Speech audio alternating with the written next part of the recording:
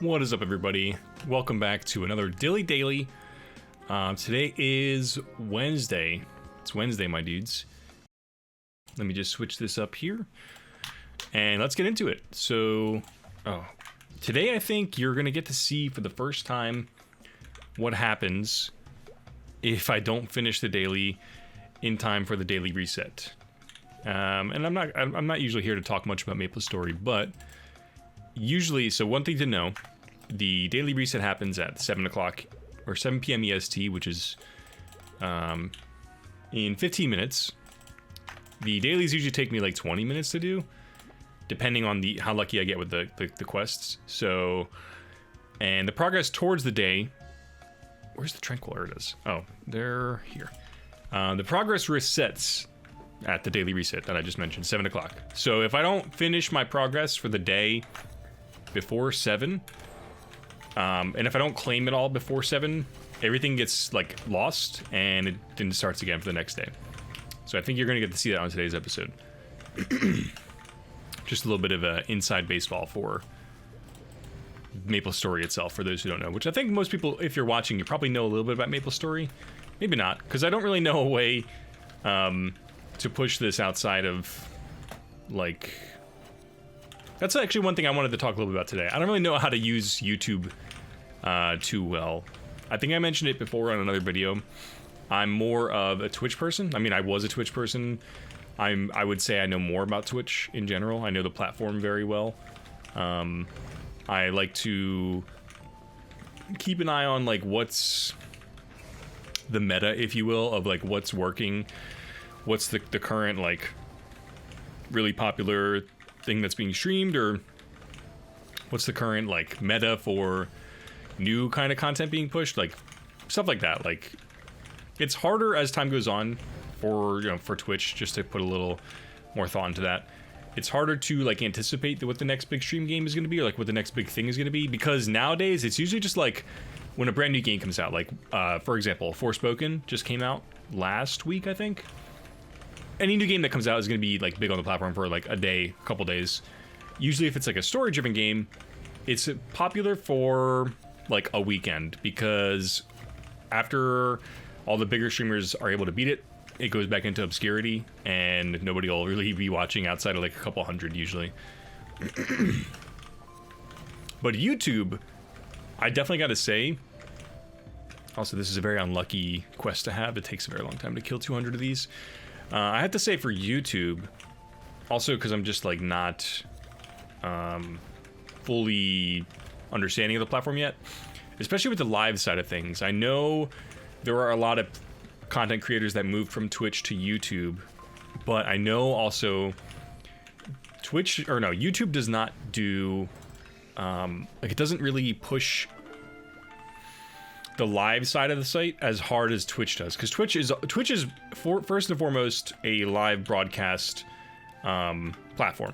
YouTube is first and foremost a content uploading platform. Twitch also does content uploading, like you can make clips, and I think you can actually just straight up upload content to Twitch as well, if I'm not mistaken. Maybe not, maybe it's only your VODs. But basically, you can get clips and you can get views secondary to a live broadcast, but that is very much an afterthought, and there will still be like people who watch just the VODs on YouTube. But the best way to kind of get people to view like your after broadcast content is to just upload it to YouTube. Take the whole broadcast and just upload it in its entirety to YouTube. And that's what a lot of people do. In addition, because like I don't think you get, maybe the partners do, but on Twitch, I don't think you get any payment, like any kind of AdSense for the Twitch VODs. And I could be wrong about that. I just don't know enough about it. And I know for a fact, unless you're like a bigger streamer, you're not going to get a deal for that money anyway. Like, I think I'm partnered. I'm not even affiliate. I'm not the bigger one. I have a sub button on Twitch. I don't have like the bigger, like whatever comes out of the first one. There's no like, nowhere did I read about like the VODs and money I would get from that if I had created VODs. Oh shit. Okay, actually, so at the end of the VOD today, or at the end of the episode, I just got really excited. Sorry. At the end of the episode today, I'm gonna talk about what just happened. A really big milestone just happened for me. But yeah, back to Twitch and YouTube. So, yeah. So what I know YouTube doesn't do well is they don't push their live. They don't organize their live platform, like the lives, like watching live YouTube broadcasts. They don't organize that shit well at all. Like, especially for like content channels that make content that's like they upload regular videos and they also stream live on the platform. It is horrendous to try and go to a channel. I'll give an example if you want to look it up yourself. The H3 podcast, which is like the only podcast I really consume.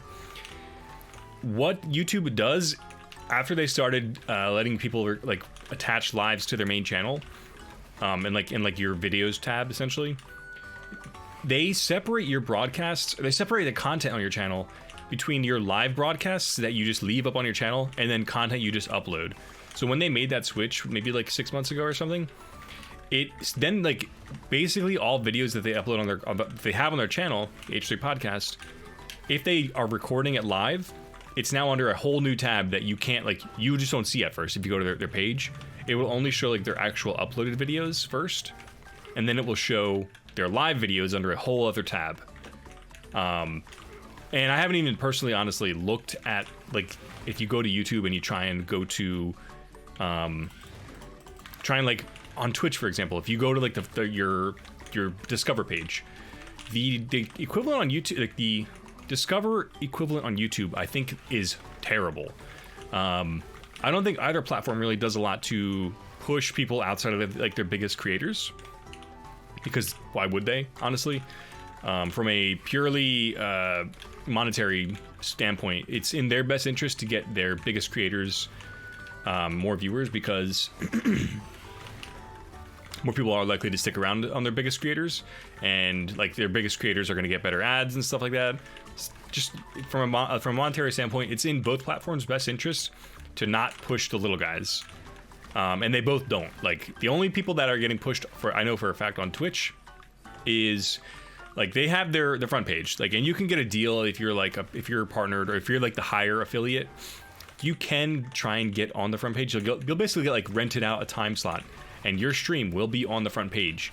But it's not like you're the only stream on the front page. It's basically, if people, there's like there's arrows to click between. If you are not logged in, and if you just go to twitch.tv, it'll put you on the front page. And if you cycle through the streams that it shows you, if you get a partner and you get on the front page of Twitch during your time segment, if they browse through, they have a chance to see yours. Like, you will be one of the streams that they can see if they browse through them. Usually the very first stream is, I think, like a highly coveted, like, I think it's usually like, it's a very selective few that get to do that. But my point is, that's, what time is it? 53? Yeah, we're not making it. That's like the most that Twitch does for little creators. And it'll also, to be truthful, Twitch also does recommend creators. Like, if you are on mobile, I know for a fact, Twitch will recommend creators. If you're just browsing your following list, it'll say, here's other creators that are similar to, or that are streaming the same type of category that you're watching, or, stuff like that. So they push a little bit of content, but it's usually never people that are like not among the top like top 5 people streaming in that category, like in terms of viewership. So the point I'm making is neither platform does really make an honest effort to push the smaller content, like the smaller viewed content. And it's not like I'm not saying that, or I'm not like pointing that out because I would have cared to have mine done. It's just, there is much more smaller content than there is the bigger creators, if that makes sense. Like, there are thousands and thousands of people who stream on Twitch, if not millions. Same on YouTube. There's just millions of channels and millions of videos, thousands of videos being uploaded every second. And a lot of it is very hard to find unless, you basically get like your pocket of the internet, If you are in your own sphere of consumption of what the kind of videos you watch, if you're into makeup, most of the content you're going to be pushed on YouTube is within the makeup sphere, right? That idea is like your pocket of the internet I'm talking about. And after the YouTube algorithm basically discovers that's what you like, it's mostly just going to feed you stuff similar to that. Nameless cats. So it's hard for any, like in general, it's very difficult for going against an algorithm on either platform, because neither platform really does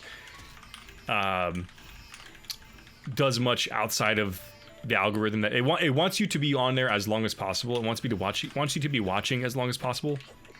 So it's in their best interest to go with that and say, you know what, instead of completely random content, we're only going to show you things that go along with what your profile tells us. Like what the videos you're watching, we want to show you things similar, and that makes a lot of sense. I'm like, I don't fault them for doing that. That's just to kind of illustrate, not go any further into it, because I don't want to talk about like sad things anymore. Did I miss? Oh, okay, no, I didn't. That is, you're up against that in choosing to upload content on YouTube. If you're not cognizant of whether or not your type of content is like basically viewed much, like people aren't really watching Let's Plays much these days, like in terms of it's not super high tier content, except for like the biggest creators, you know. People kind of just switch to live streams for that stuff now. Twitch kind of replaced the need for Let's Plays in general. I will say there are definitely, you know, people who are watched, but that's just one example. Like if you were in this day and age, if you were like, I'm gonna make a YouTube channel today making Let's Plays, you gotta know, like you're not gonna get a ton of views, which is, I mean, like we talked about the other day, as long as you don't care about the views, do it. And one thing I wanted to talk more about, and maybe not today because we're on Twitch and YouTube, but I want to talk more about the brighter side of those platforms and like the brighter sides of streaming and all that stuff, because I didn't really even touch it. I just focused all on the negative stuff the other day, and I went back and watched it, and I felt kind of bad. Like I wasn't charitable towards really anybody. I was only talking about all the negative outcomes, and I never really talked much at all about any kind of positive anything that comes from Twitch or YouTube. And there is a lot of positive to it, and I want to focus more on that, because I'm not here to echo chamber myself into thinking about the sad stuff. I've already done plenty of that. Basically during the pandemic, I did plenty of that, especially with Twitch. Like I did plenty of that. I should focus more on the positive sides. Both Twitch and YouTube are really, really great for a lot of things. Will I talk about? I don't think I'll talk about it right now. I think we're just gonna keep talking about how I don't really understand YouTube again to the same level that I do Twitch. And the points I've made basically today was, they don't really, neither platform, it's in no platform's interest to push random guys, push little guys.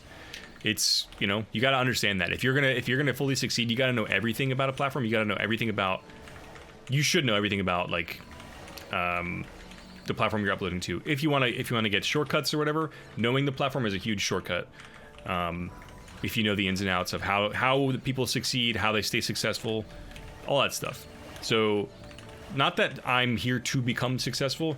I do really, because I've already done it for Twitch for so long, I want to do the same thing with YouTube. I want to learn more about it. I want to understand, you know, the ins and outs of it. I want to understand like the metas of like, it may be honestly impossible for a platform as big as YouTube and a platform that's been around as long as YouTube, but I'm definitely going to try and like just understand some more about it, because I like doing that stuff. And I want to, maybe not today, I want to talk about, you know, when you get into like a new hobby, or you know what, the example I'll give is, we'll use chess as an example, right? Where'd that monster go? Anytime I start a new hobby, what I love doing, and we'll just say, let's say today I wanted to start learning how to play chess, and I don't really know how to play chess. That even outside this example, I know the rules of the pieces in chess. I don't know the strategies. One thing I love, and that really motivates me to, I don't know if it motivates me to keep hopping between hobbies, but one thing I really love doing, and I just love experiencing, is coming really far with a hobby. Like, I always remember where I come from, like in terms of my starting knowledge, and this is tied to the whole YouTube thing too. Coming from nothing and not knowing anything about a hobby and becoming like an expert at it. I just love doing that, because it's so satisfying to always remember. I always very much remember in my own memory, like I always make a point to remember how little I know of something when I get into it. And I'm doing the same thing right now, and I'm trying to do the same thing with Yu-Gi-Oh! I'm getting back into Yu-Gi-Oh! Also shout out if anybody's interested in watching, let me claim this stuff. If anybody's interested in watching my YouTube unboxing or Yu-Gi-Oh unboxing, I did do a Yu-Gi-Oh unboxing video. But yeah, I like remembering how little you have in knowledge you have in in chess, for example, and then becoming skilled in it. You don't have to become the best.